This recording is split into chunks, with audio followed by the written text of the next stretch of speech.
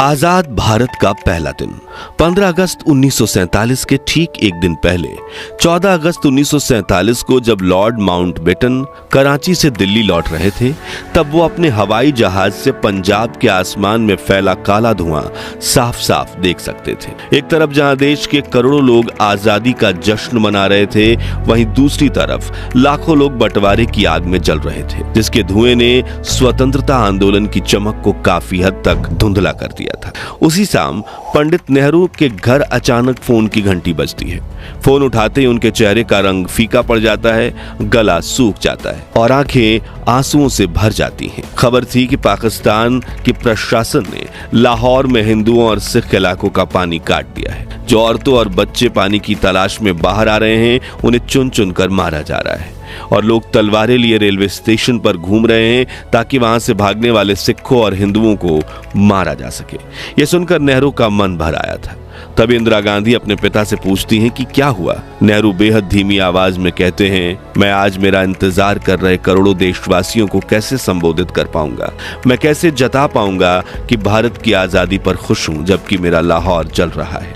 अगले दिन जब दिल्ली के प्रिंसेस पार्क में भारत का तिरंगा फहराया जाना था, तब वहां 30,000 की जगह 5 लाख लोगों का सैलाब उमड़ पड़ा था। भीड़ इतनी थी कि पंडित नेहरू को स्टेज तक जाने के लिए लोगों के कंधों पर चलना पड़ा और जब तिरंगा ऊपर उठा तो खुद प्रकृति ने इंद्रधनुष निकालकर भारत की आजादी का जश्न मनाया। और आज के इस वीडियो में हम आजादी के पहले दिन की उस सैर पर जाने वाले हैं जो आपकी आंखों में आंसू भी लाएगी, चेहरे पर मुस्कान भी और दिल में गर्व भी महसूस करवाएगी। ब्रिटेन का झंडा उतारकर भारत का तिरंगा फहराने के दुर्लभ दृश्य की रियल वीडियो देखने से लेकर 14 अगस्त की रात पंडित नेहरू के मशहूर भाषण और देश में उठी आजादी की लहर तक, आज आप उस सुनहरे दौर के इतिहास को अनुभव करेंगे जिसे लाखों क्रांतिकारियों ने अपने लहू से सींचा है। मगर उसके पहले आपसे एक छोटी सी गुजारिश करना चाहेंगे कि प्लीज आप वीडियो को लाइक करके कमेंट बॉक्स में भारत माता की जय का नारा जरूर लगाइए।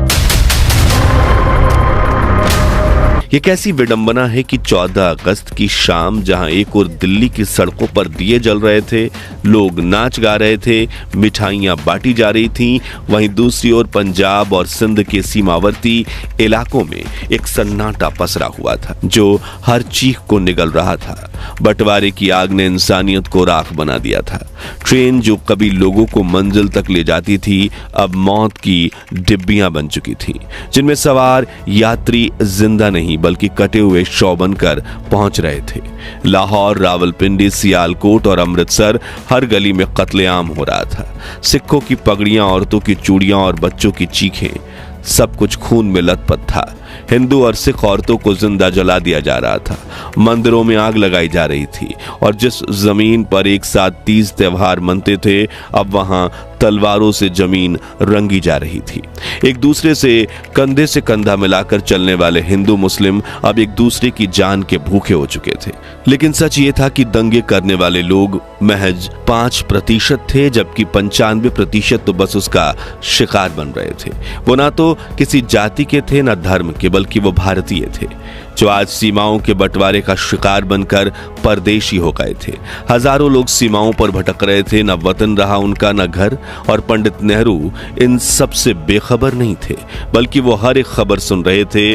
जैसे जैसे रात गहराती गई, वैसे वैसे उनके चेहरे पर चिंता की लकीरें और गहराती चली गई कि आजादी उन्हें उस रूप में नहीं मिल रही थी जिसका सपना उन्होंने और उनके साथियों ने देखा था। इधर इंदिरा गांधी अपने पिता को दिलासा देने की कोशिश में लगी थी, क्योंकि अगर पंडित नेहरू टूट जाते तो पूरा देश ही बिखर जाता। ऐसे में जैसे तैसे करके उन्होंने खुद को संभाला और अपना सबसे ऐतिहासिक भाषण लिखना शुरू किया, जिसको उन्होंने नाम दिया डेट विथ डेस्टिनी। लेकिन उनके सचिव M.O. मथाई ने उनसे कहा, डेट शब्द इस मौके के लिए सही शब्द नहीं है, क्योंकि अमेरिका में इसका मतलब महिलाओं या लड़कियों के साथ घूमने के लिए किया जाता है। तभी नेहरू ने डेट शब्द काट कर वहां लिखा ट्रिस्ट विथ डेस्टिनी, यानी नियति के साथ मुलाकात। 14 अगस्त की रात 11 बजे संसद भवन के सेंट्रल हॉल में स्वतंत्रता दिवस समारोह आयोजित किया गया, जिसकी शुरुआत की सुचेता कृपलानी ने, जो 60 के दशक में उत्तर प्रदेश की पहली महिला मुख्यमंत्री बनी।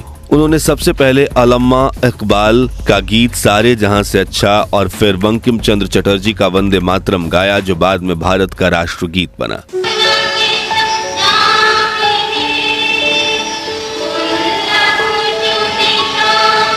कई नेताओं ने महात्मा गांधी की तारीफ में कुछ बोल कहे। हम अपनी श्रद्धा और भक्ति का उपहार महात्मा गांधी को भी भेंट करें। 30 वर्षों से वो हमारे पथ प्रदर्शक बने रहे हैं। फिर ठीक 11:55 पर प्रधानमंत्री नेहरू की आवाज गूंजी। बहुत सालों पहले हमने नियति से एक वादा किया था, अब वो समय आ पहुंचा है कि हम उस वादे को निभाएं। शायद पूरी तरह से तो नहीं, लेकिन बहुत हद तक जरूर। आधी रात के समय जब पूरी दुनिया सो रही है, भारत आजादी की सांसें ले रहा है। आगे उन्होंने कहा, अच्छा है कि इस वक्त खास तौर से इस बात को याद रखें, इस आजादी के दरवाजे पर जब हम खड़े हैं, कि हिंदुस्तान किसी एक फिरके का मुल्क नहीं है, एक मजहब वालों का नहीं है, बल्कि बहुत सारे बहुत किस्म के बहुत धर्म और मजहबों का है। अगले दिन के अखबारों के लिए नेहरू ने अपने भाषण में 2 पंक्तियां अलग से जोड़ते हुए कहा, हमारे ध्यान में वो भाई और बहन भी हैं जो राजनीतिक सीमाओं की वजह से हमसे अलग थलग पड़ गए हैं और उस आजादी की खुशियां नहीं मना सकते जो आज हमारे पास आई है। वो लोग भी हमारे हिस्से में हैं और हमेशा हमारे ही रहेंगे, चाहे कुछ भी हो। फिर जैसे ही घड़ी ने रात के 11 बजाए, शंख बजने लगे। वहां मौजूद लोगों की आंखों से आंसू बह निकले और महात्मा गांधी की जय के नारों से सेंट्रल हॉल गूंज गया। ये वही गांधी थे जो उस ऐतिहासिक पल में भी देश की धार्मिक एकता के लिए नोआखाली के गांवों की पदयात्रा कर रहे थे। राष्ट्रपति सुभाष चंद्र बोस का 51 बैलों का रथ बाबू की। अगले ही पल उन लाखों सेनानियों की याद में 2 मिनट का मौन रखा गया जिन्होंने आजादी के लिए अपना सर्वस्व त्याग कर दिया था। वो मौन जो चीख रहा था कि ये आजादी मुफ्त में नहीं मिली। आजादी के शहीदों यानी आजादी की जंग में जान कुर्बान करने वाले बहादुरों की याद में 2 मिनट की खामोशी। बाहर संसद भवन के चारों ओर हजारों लोग तेज बारिश में भीगते हुए खड़े थे। किसी को छतरी की परवाह नहीं थी, किसी को ठंड की चिंता नहीं थी। हर किसी की नजर संसद के दरवाजे पर थी और जैसे ही पंडित नेहरू बाहर आए, भीड़ जैसे ही टूट पड़ी। हर कोई बस उन्हें छू लेना चाहता था, जैसे वो आजादी की मूरत हो। वरिष्ठ पत्रकार खुशवंत सिंह लिखते हैं, हम सब रो रहे थे और अनजान लोग एक दूसरे को गले लगाकर बधाई दे रहे थे। वो ऐसा पल था जब भारत सांस भर रहा था। 200 सालों की गुलामी के बाद आजाद हवा की पहली सांस। उस रात का जश्न शब्दों में नहीं समाया जा सकता। न्यूयॉर्क टाइम्स का एक रिपोर्टर लिखता है, दिल्ली की सड़कों पर हिंदू, मुस्लिम और सिख एक साथ नाच रहे थे। लोग खुशी से चिल्ला रहे थे। यह दृश्य न्यूयॉर्क टाइम्स के स्क्वायर के न्यू ईयर सेलिब्रेशन से भी ज्यादा जीवंत और ऐतिहासिक था। देश के हर शहर की हर गली में दिए जलाए गए, हर कोने में वंदे मातरम गूंज रहा था। आजादी सिर्फ एक तारीख नहीं थी, यह उन करोड़ों लोगों का सपना था जो अब हकीकत बन चुका था। 15 अगस्त की सुबह 8:30 बजे लॉर्ड माउंटबेटन ने जवाहरलाल नेहरू को स्वतंत्र भारत के प्रथम प्रधानमंत्री के रूप में शपथ दिलाई। आइए इस ऐतिहासिक क्षण की दुर्लभ वीडियो देखते हैं। और हमारे सब प्रधानों के सामने फेडरल कोर्ट के चीफ जस्टिस न्यायमूर्ति श्री हरिलाल कन्या के हाथों देश सेवा की शपथ लेते हैं। इसी तरह गवर्नर जनरल के हाथों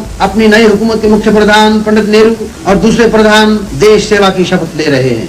बाहर खड़े हुए लोगों का जोश खरोश बढ़ रहा है। इस इंतजार में बेताब हैं कि कब नेताओं के दर्शन हों। आप हैं स्वतंत्र भारत के पहले प्रधान। उधर दिल्ली की सड़कों पर लाखों लोगों का सैलाब उमड़ पड़ा था। सड़कें लोगों से इतनी खचाखच भरी हुई थी कि गाड़ियां छोड़िए, साइकिल पर भी सफर करना मुश्किल था। मगर इतनी भीड़ में भी ना ही कोई भगदड़ थी और ना ही कोई लूटपाट और चोरी। बस हर कोई भारत माता की जय के नारे लगाते हुए आगे बढ़ता जा रहा था। इस भीड़ को पहुंचना था दिल्ली के प्रिंसेस पार्क में, जहां लॉर्ड माउंटबेटन और पंडित नेहरू देश के पहले स्वतंत्रता दिवस पर पहली बार ब्रिटेन का झंडा उतारकर भारत का तिरंगा फहराने वाले थे। अब भीड़ का अनुमान तो 30,000 लोगों का लगाया गया था, लेकिन देखते ही देखते वहां 5 लाख लोग इकट्ठा हो गए, जो न सिर्फ भारत बल्कि दुनिया के इतिहास में कुंभ मेले के अलावा कहीं भी एकत्रित हुई सबसे बड़ी भीड़ थी। चारों तरफ सिर ही सिर दिखाई दे रहे थे। मंच, बल्लियां, रस्सियां, वीआईपी की कुर्सियां, सब कुछ भीड़ में बह गया। ढोल बजाने वाले किनारे दबकर रह गए और मंच के पास इंसानों की ऐसी दीवार खड़ी हो गई, उसे आर पार हवा भी मुश्किल से गुजर पा रही थी। इस ऐतिहासिक पल को याद करते हुए डोमिनिक लैपियर और लैरी कॉलिंस अपनी किताब फ्रीडम एट मिडनाइट में लिखते हैं कि वहां ऐसी माएं भी थीं जो अपने बच्चों को उफनाती भीड़ से बचाने के लिए गेंद की तरह हवा में उछालती और फिर पकड़ लेती, मानो इंद्रधनुष के नीचे बच्चों की बरसात हो रही हो। इस दृश्य को पहली बार देखने वाली 17 साल की पामेला माउंटबेटन की आंखें हैरानी से फैल गईं। जब मंच तक पहुंचना नामुमकिन लगने लगा तो पंडित नेहरू ने मंच से चिल्लाकर कहा, लोगों के ऊपर से चली आओ, उन्हें बुरा नहीं लगेगा। पामेला ने कहा, मैंने हील्स पहन रखी है। नेहरू बोले, उन्हें उतारो और हाथ में पकड़ लो। और पामेला सच में अपने सैंडल हाथ में लेकर भीड़ के सिरों पर चलती हुई मंच तक पहुंची। इस ऐतिहासिक पल की शोभा तब और बढ़ गई जब नेहरू भी उन्हीं के रास्ते मंच पर पहुंचे। तब माउंटबेटन की बग्घी भीड़ में ऐसी फंसी कि वो हिल भी न सकी। फिर उन्होंने चिल्लाकर नेहरू से कहा, लेट्स होस्ट द फ्लैग। वही हुआ। पहली बार पंडित नेहरू ने भारत की धरती पर भारत के लोगों के बीच अपने हाथों से अपने देश का तिरंगा फहराया। तोपों की सलामी दी गई और माउंटबेटन ने अपनी बग्घी पर खड़े खड़े तिरंगे को सलूट किया। इस दौरान जैसे आसमान ने भी अपने भाव प्रकट किए। तिरंगे के ठीक पीछे एक शानदार इंद्रधनुष उभर आया। लोगों ने आसमान की तरफ उंगली उठाकर कहा, देखो भगवान भी भारत की आजादी का स्वागत कर रहे हैं। उस क्षण ऐसा लगा जैसे पूरा ब्रह्मांड भारत की इस नई सुबह पर मुस्कुरा रहा हो। लॉर्ड माउंटबेटन, जिनके नाम से एक समय भारत थर्राया करता था, आज उसी भारत की जनता माउंटबेटन जय के नारे लगा रही थी। ऐसा सम्मान किसी अंग्रेज को 200 सालों में कभी नहीं मिला था। उनकी आंखें भर आई थी। शायद उन्होंने भी महसूस किया कि ये सिर्फ तिरंगे का नहीं बल्कि करोड़ों भारतीयों की आत्मा के पुनर्जन्म का दिन था। तो दोस्तों, अगर आप भी देश को आजादी दिलवाने वाले स्वतंत्रता सेनानियों पर गर्व करते हैं तो उनके सम्मान में कमेंट बॉक्स में जय हिंद जय भारत जरूर लिखें। ये वीडियो अच्छी लगी हो तो इसे लाइक और शेयर करके 21,000 लाइक्स के लक्ष्य को हासिल करने में हमारी मदद कीजिए और हमारे महान भारत के इतिहास से जुड़े ऐसे ही दुर्लभ वीडियोस के लिए इस चैनल को सब्सक्राइब करके पास वाली घंटी जरूर बजा दीजिए। जय हिंद जय भारत।